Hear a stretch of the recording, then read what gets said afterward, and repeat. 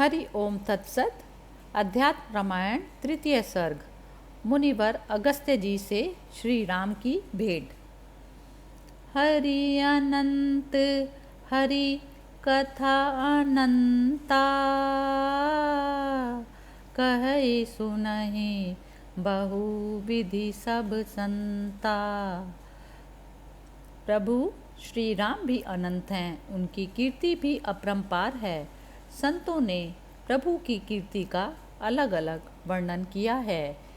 श्री शंकर महादेव जी पार्वती जी से बोले, उस दिन मध्याह्न के समय श्री रामचंद्र जी सुतीक्ष्ण, सीता और लक्ष्मण जी के साथ अगस्त्य मुनि के छोटे भाई अग्निजीव्य मुनि के आश्रम में पहुँचे। उन्होंने उनकी भली प्रकार पूजा की, फिर उनके दिए हुए कंदमूल फल आदि खाकर दूसरे दिन प्रातःकाल उठते ही अगस्त्य मुनि जी के आश्रम को चल पड़े। वह आश्रम समस्त ऋतुओं के फल और पुष्पों से परिपूर्ण, विविध वन्य पशुओं से सेवित तथा नाना प्रकार के पक्षियों से गुंजायमान नंदनवन के समान सुशोभित था। वह ब्रह्म ऋषियों और देव ऋषियों से सेवित था तथा उसके चारों ओर उन ऋषियों के आश्रम सुशोभित थे। इस प्रकार वह साक्षात दूसरे ब्रह्मलोक के समान जान पड़ता था। आश्रम के बाहर रहकर श्री रामचंद्र जी ने सुतीक्ष्ण मुनि से कहा, हे सुतीक्ष्ण, तुम शीघ्र ही मुनिवर अगस्त्य जी के पास जाकर उन्हें सीता और लक्ष्मण के सहित मेरे आने की सूचना दो। तब सुतीक्ष्ण बड़ी प्रसन्नता की बात है ऐसा कह शीघ्रता से गुरु जी के आश्रम में गए। वहां जाकर सुतीक्ष्ण ने देखा कि मुनि श्रेष्ठ अगस्त्य मुनि मंडली से विशेषतया राम भक्तों से घिरे हुए बैठे हैं और अत्यंत भक्तिपूर्वक अपने शिष्यों का राम मंत्र की व्याख्या सुना रहे हैं। यह देखकर सुतीक्ष्ण उनके पास गए।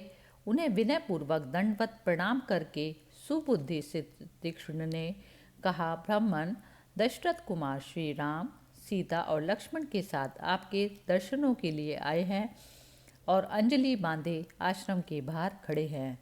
अगस्त्य जी बोले, आपका कल्याण हो, तुम शीघ्र ही मेरे हृदय स्थित राम को ले आओ।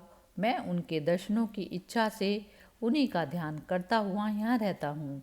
ऐसा कह वे शीघ्र ही मुनियों के साथ उठकर स्वयं श्री रामचंद्र जी के पास आए और उनसे अत्यंत भक्तिपूर्वक बोले, हे राम, आइए, आपका कल्याण हो।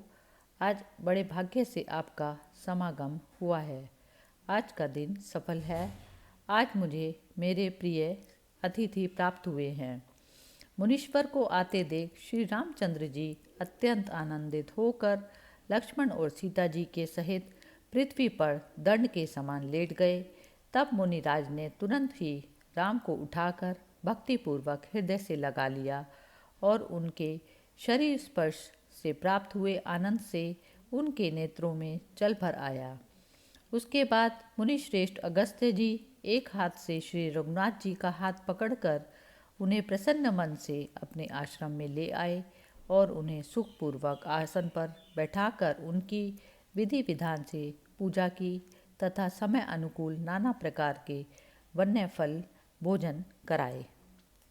इस प्रकार एकांत में सुखपूर्वक बैठे हुए चंद्रवदन श्री रामचंद्र जी से भगवान अगस्त्य मुनि ने हाथ जोड़कर कहा, हे राम, पूर्व काल में जिस समय क्षीर समुद्र के समीप ब्रह्मा जी ने आपसे भूमि का भार उतारने के लिए रावण का वध करने की प्रार्थना की थी, तभी से आपके दर्शनों की इच्छा से मैं तपस्या करता हुआ और आप ही का चिंतन करता हुआ आपके आने की प्रतीक्षा में यहाँ मुनियों के साथ रहता हूँ।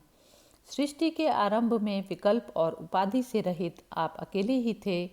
आप ही में आश्रित तथा आप ही को विषय करने वाली माया आपकी ही शक्ति कही जाती है।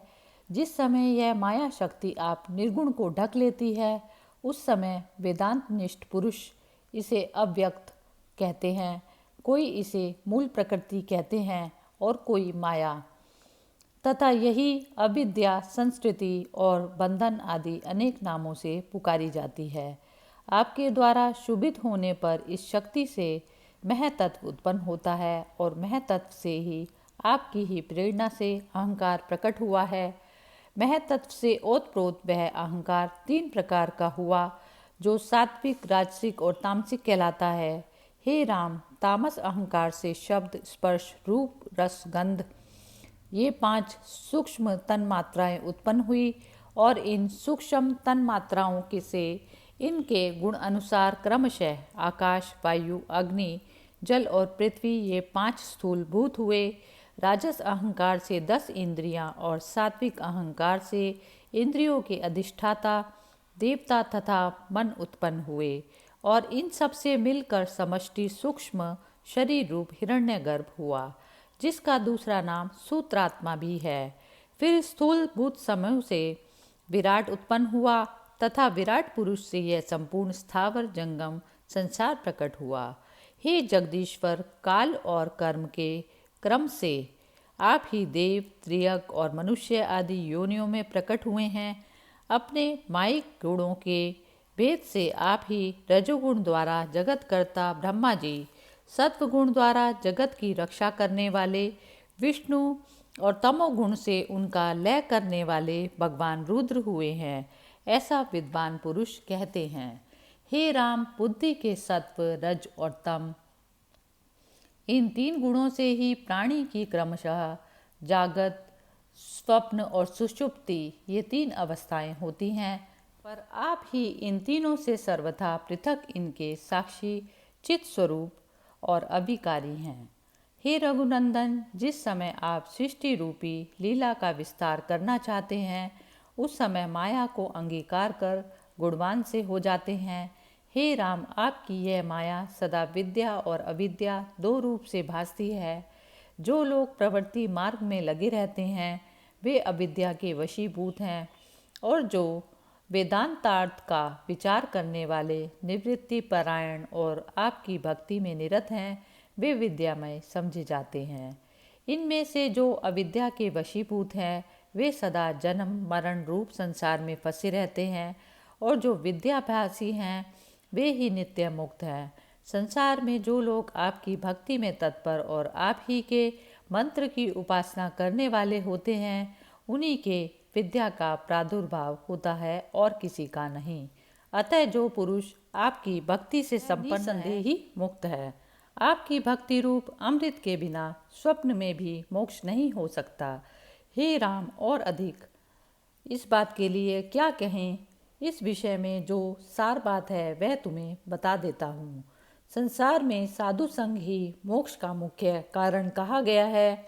संसार में जो लोग संपद विपद में समानचित, स्प्रिया रहित, पुत्र वित्यादि इच्छाओं से रहित, इंद्रियों का दमन करने वाले, शांत चित्त, आपके भक्त, संपूर्ण कामनाओं से शून्य, इष्ट तथा अनिष्ट में प्राप्ति में समान रहने वाले, संगहीन, समस्त कर्मों का त्याग करने वाले, सर्वदा ब्रह्मपरायण रहने वाले, यम आदि गुणों से संपन्न तथा जो कुछ मिल जाए उसी में संतुष्ट रहने वाले होते हैं, वे ही साधु हैं। जिस समय उसी में संतुष्ट रहने वाले होते हैं वही साधु तो होते ही हैं, और वह कथा श्रवण में उन्हें प्रेम हो जाता है। हे राम, आपके इसके बाद आप सनातन पुरुष में भक्ति हो जाती है तथा आपकी भक्ति हो जाने पर आपका स्फुट और प्रचुर ज्ञान प्राप्त होता है। यही चतुर जन सेवित मुक्ति का आद्य मार्ग है। अतः हे राघव, आप में मेरी सर्वदा प्रेम लक्षणा उत्तम भक्ति बनी रहे, और हे हरे, मुझे अधिकतर आपके भक्तों का संग प्राप्त हो। हे नाथ, आज आपके दर्शनों से मेरा जन्म सफल हुआ। आज मेरे संपूर्ण यज्ञ सफल हुए।